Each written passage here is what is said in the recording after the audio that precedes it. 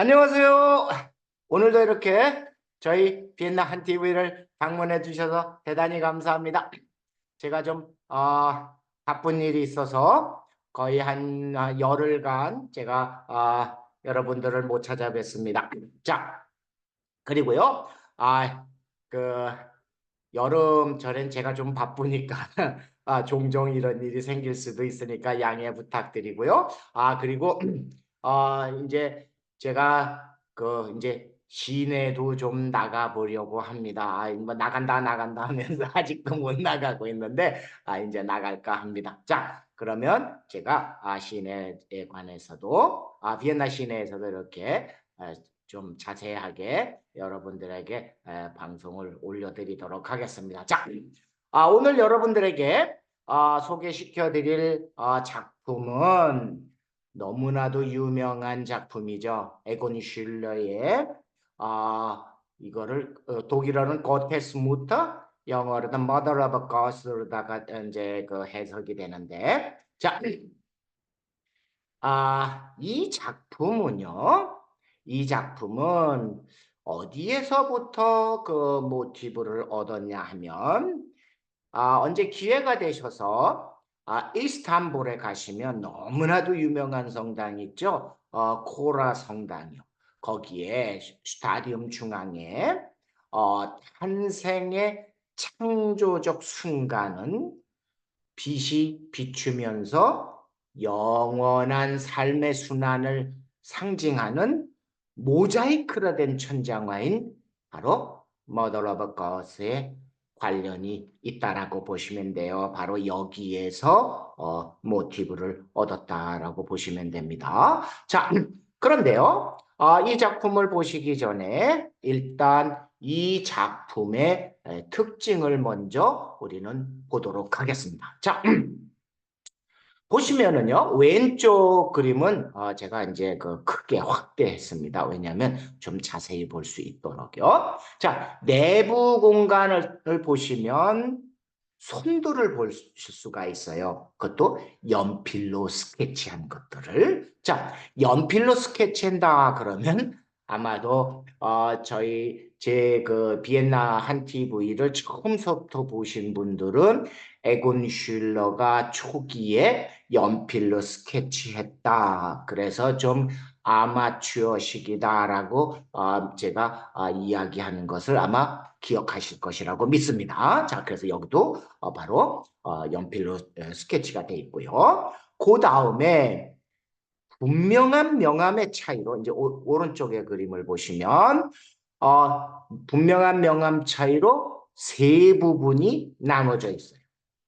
즉 어머니의 얼굴과 목, 그리고 어머니의 손, 그리고 자궁 속에서 볼 수 있는 아기의 모습으로 다 나눠져 있습니다.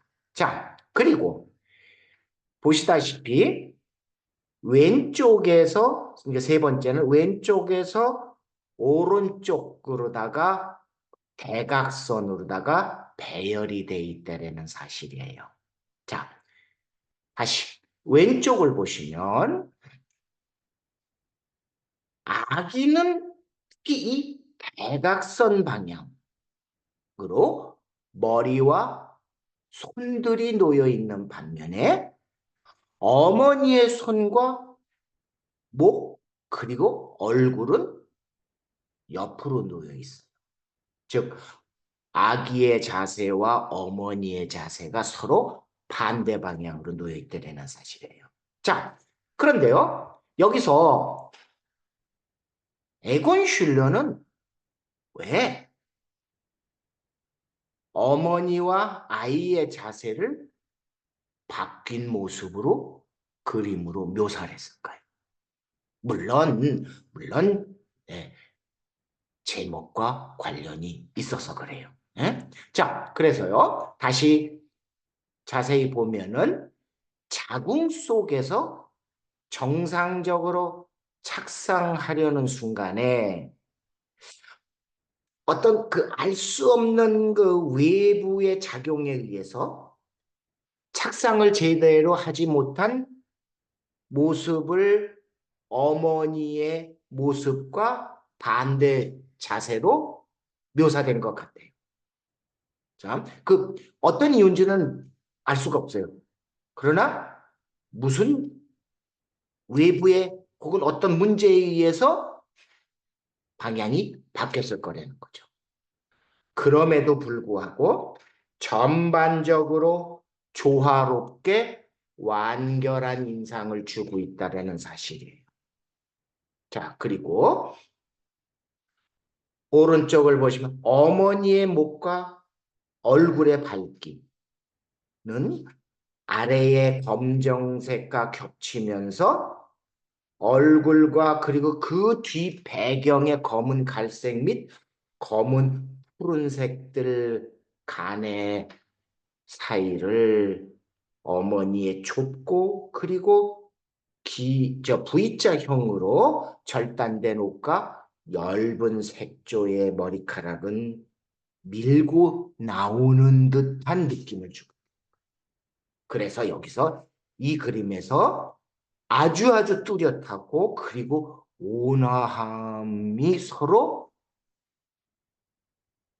교차를 하고 있는 대비의 교차를 하고 있다라고 보시면 돼요. 네? 그 다음에 자, 네 번째 그림은 이것을 이것을 에건 슐러가 죽은 어머니의 초상화를 그림을 그리면서 크림트의 이 두 자녀와 어머니, 즉 혹은 가족이라고 불리는 이 작품에 영향을 받았다라는 것은 우리는 너무나도 쉽게 알 수가 있어요. 네? 그러나 여기서 이제 우리가 좀 알고 넘어가야 될 게 좀 있습니다. 그게 뭐냐면 물론 뭐 어머니의 그 머리 부분 혹은 전반적으로 두 그림에 대한 견해를 비교한다면 아마도 다음과 같이 우리가 아마 볼 수가 있을 것 같아요. 자, 우선 크림트는 채색에 있어서 이러한 특별한 주제를 다루는 내용에 대한 어떤 적절한 표현을 원하지 않았을 수도 있다는 사실이에요. 그리고 보시다시피 사실은 이 초상화의 주인공은 구스타프 크림트의 연인이었었던 애칭 미미 혹은 마리아 찜머만이라고 하는 여인이에요. 그래서 보시다시피 왼쪽에는 구스타프, 오른쪽에는 오토. 오토가 태어난 지 1년도 안 돼서 세상을 떠납니다. 자, 그렇다면 아들을 잃어버린 깊은 슬픔에 잠겨 있는 어머니라고 과연 그 어머니의 그 모습이 과연 지금 보고 계시는 작품에서처럼 생동감이 넘치는 피부색이라고 과연 우리는 말할 수 있을까라는 의문점이 들어요. 그리고 자칭 어린아이들의 위험, 그 다음에 어려움이라고 보기에는 이 작품 속에서는 다소 무리가 있지 않나 이렇게 보고 있는 겁니다. 그래서 조금 좀 크림트가 좀 빈정대듯이 뭐 그러지 않았을까라는 그냥 추측을 일으키고 있는 거죠. 그에 반해 슐러에게 있어서는 대마의 비극들은 각각 묘사들마다 느낄 수가 있어요. 보세요. 정말로 아이를 도울 수 없을까? 예, 도울 수가 없어요. 왜냐? 잘 보십시오. 어머니의 얼굴은 이미 수척해 있어요. 그리고 그녀의 눈은 이미 깔려 있는 것을 느낄 수가 있습니다.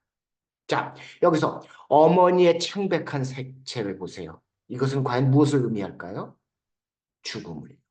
그리고 아이의 오렌지색과 오칠은 거꾸로 밝은색 계통이므로 아이의 생존을 상징적으로 묘사하고 있다는 것입니다.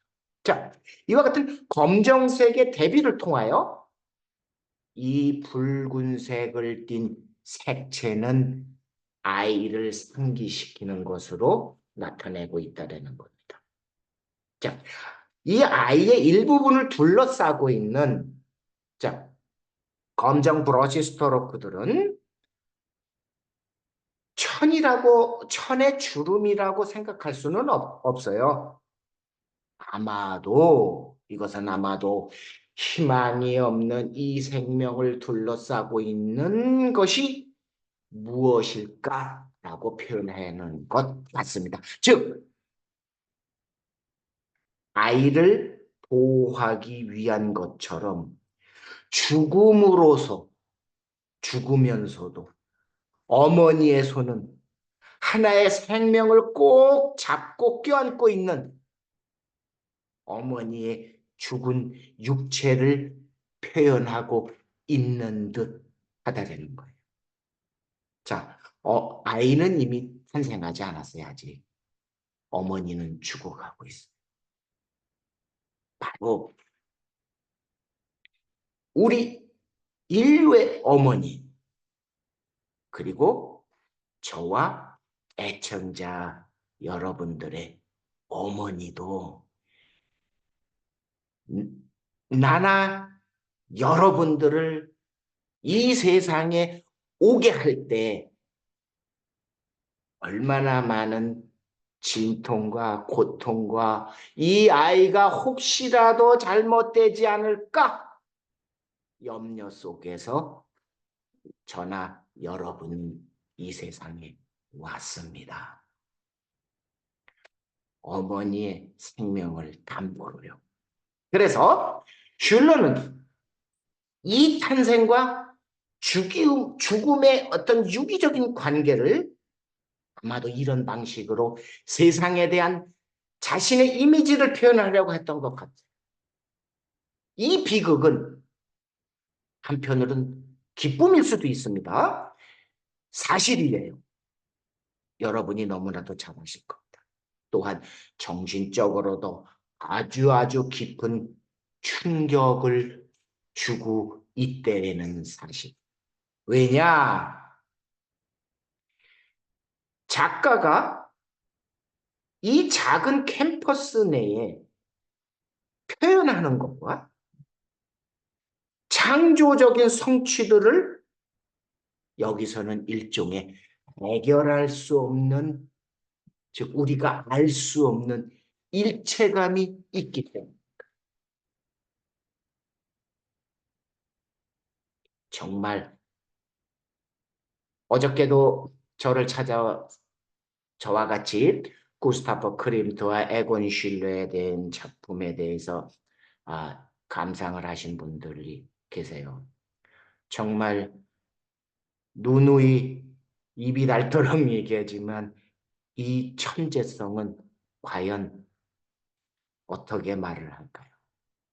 자, 그 다음에 처음에 말씀드렸듯이 이 작품은 1910년도 마지막 달에 완성한 작품이에요.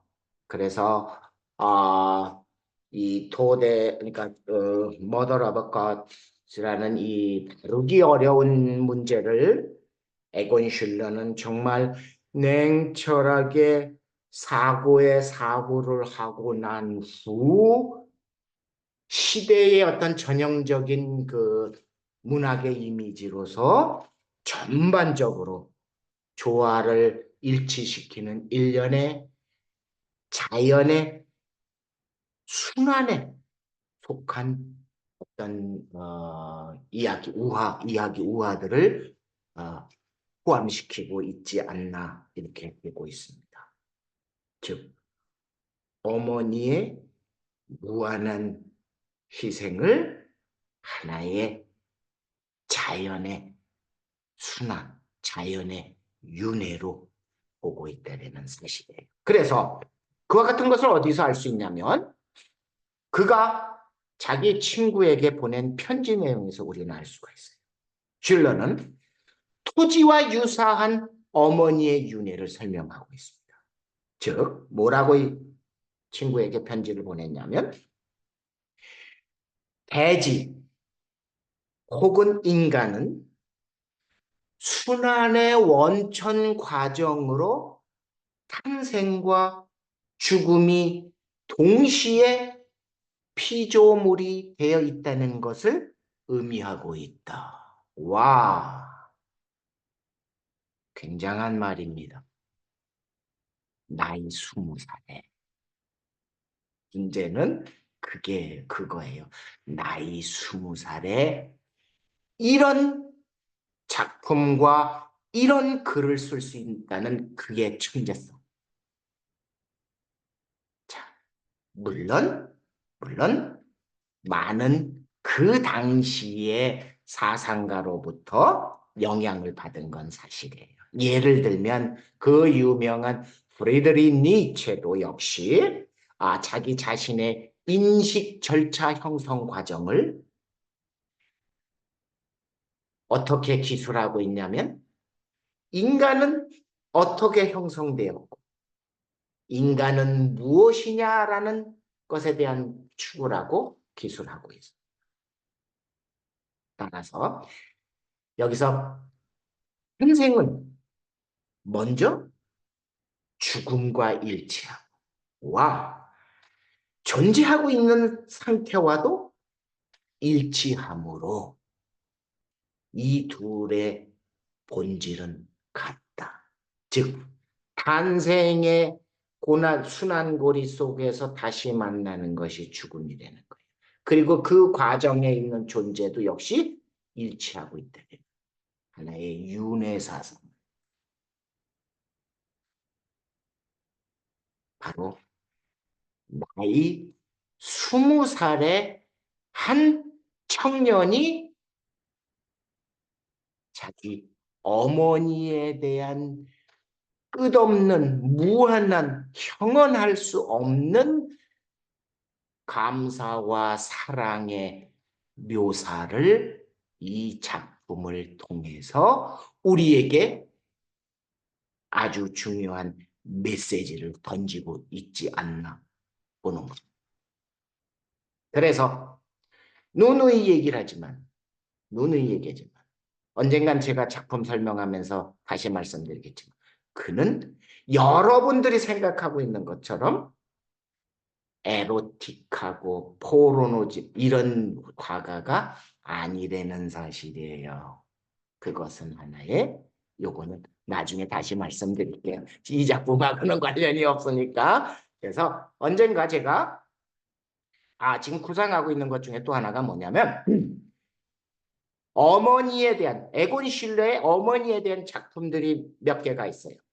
제가 그것을 한 번에 모아서 에곤 실러가 어머니에 대한 관점이 어떤 거였는지 제가 다시 한번 모아서 제가 여러분들에게 이야기해 드리겠습니다. 자, 오랜만에 뵙는데 또 이렇게 또 제가 너무 말을 길게 했네요. 자, 그러면은요, 우리 다음 시간에 다시 뵙는 거로 하겠습니다. 참, 떠나시기 전에 잊지 마시고 좋아요와 구독 그리고 알림 설정도 부탁드리겠습니다. 그리고 누누이 말씀드리지만 어떤 의문점 있으시면 언제든지 저한테 연락을 주세요. 뭐 저라고 알고 있는 건 아니지만 그래도 제가 아는 범주 내에서는 여러분들과 같이 상의, 논의, 이야기 등을 해볼 수 있습니다. 자, 오늘 시청 감사합니다. 그러면 다음 시간에 다시 뵙겠습니다. 감사합니다.